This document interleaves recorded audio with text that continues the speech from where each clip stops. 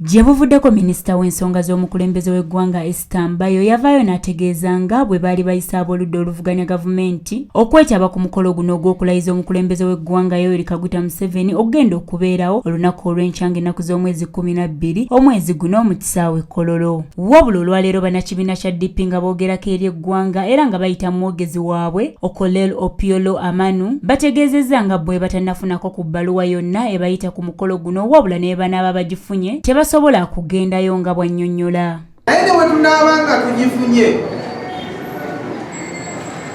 tetusobola kwetaba mu nteekateeka egendereddwamu okutunda obulimba eri bannayuganda kumala emyaka 5.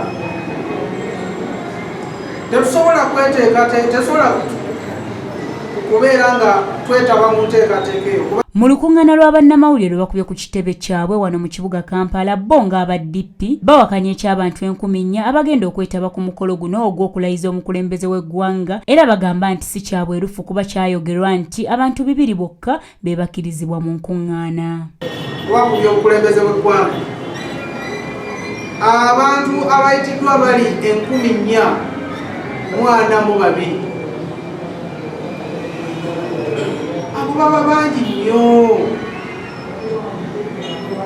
Ono agenze maaso n'ategeeza nga bwe bali abennyamivu ennyo olw'abakuumaddembe abeetoolodde amatwale ga pulezidenti w'ekibiina kya NUP Robert Kyagulanyi Ssentamu kkosa n'aga Dr. Kizza Besigye. Tulowooza nti ekyo si kyabwenkanya.